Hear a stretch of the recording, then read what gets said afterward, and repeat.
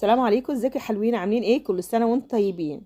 النهارده بقى هنعمل الفته المصريه البلدي بتاعتنا بطعم روعه.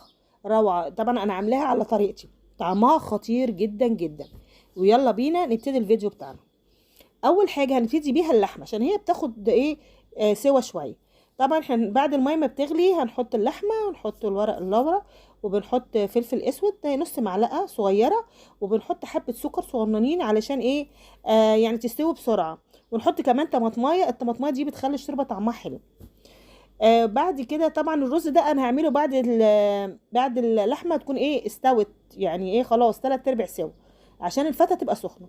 طبعا الرز احنا غاسلينه ومصفينه زي ما احنا شايفين. هنحط حبه زيت صغيره ونحط معلقه زبده كبيره عشان لازم تعمل بالزبده، بس عشان ايه لو حطينا زبده لوحدها بتتحرق. طبعا هنا انا صورت والنور كان قاطع، معلش. معلش يعني اعذروني. انا كملت الرز والنور كان قاطع. بعد الرز ما بيتشرب زي ما احنا شايفينه كده بنوطي عليه خالص، وبنسيبه كده لمده دقيقتين بس. طبعا الرز المصري احنا عارفين كله كوبايه رز بتاخد كوبايه ميه. بعد كده بنعمل الصلصه. حطينا حبه زيت وحطينا معلقه كبيره من الثوم المفروم، وبعد ما يا دوبك بس لونه بس بيبقى ذهبي كده، ما بنحمرهوش علشان ما بنغمقوش يعني عشان ما يمررش. هنطشه كده بحبه خل، يعني بمعلقتين 3 4 كده خل، بتدي طعم للصلصه الفته حلو قوي قوي.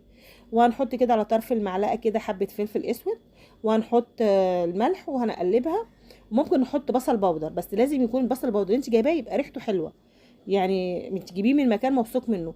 عشان لما بيكون البصل البودر ده حلو وريحته حلوه بيدي طعم حلو قوي قوي لاي حاجه تحطيها عليه. بعد كده هنعمل الدقه بقى، نحط حبه زيت برده صغيره كده ومعلقه كبيره من الثوم المفروم. وزي ما قلنا يا دوبك بس هنديله لون بس كده، لون ذهبي بسيط قوي. بعد كده هنطشه بحبه خل. انا هنا ما بعيرش حاجه، بس انت ممكن ايه 5 معالق كده خل. هنا تحطي خل اكتر شويه لان الخل ده مخفف يعني. وتحطي حبه ميه برده كمان صغيره، وهنحطي معلقه دي معلقه بقى دقه دي على كمون على كزبره على ملح على كله، تدي طعم حلو قوي. بعد كده شلنا صفينا اللحمه، وفي معلقتين زيت بالظبط، مش هتكتري، هما معلقتين زيت، احنا مش هنحمرها، احنا بس هنديها لون كده. هنحطها كده في معلقتين الزيت، زي ما قلنا شفنا هتاخد لون بس. على فكره بتبقى طعمها حلو قوي قوي قوي، وتبقى خفيفه برضه، احنا مش مكترين الزيت. هما معلقتين بس زي ما انتم شايفين، والمعلقتين دولت هما اللي هناخدهم وهندهن بيهم القالب اللي انت هتحطي فيه الفته. انا هعمله في الصينيه دي عشان شكلها حلو. انت برضو اي قالب عندك شكله حلو اعملي فيه. هتحطي اللي قلنا معلقتين الزيت، بيدي طعم حلو قوي قوي قوي للرز. بعد كده بقى العيش انا حطاه كده في الطبق الازاز اللي احنا شايفينه ده. تحط الشوربه اللي انت حسب ما انت عاوزه الرز، عاوزه العيش بيبقى رز ايه عاوزه العيش بيبقى ناشف او عاوزاه طري، حسب ما انت بقى بتحط الشوربه بتاعتك زي ما انت عاوزاه.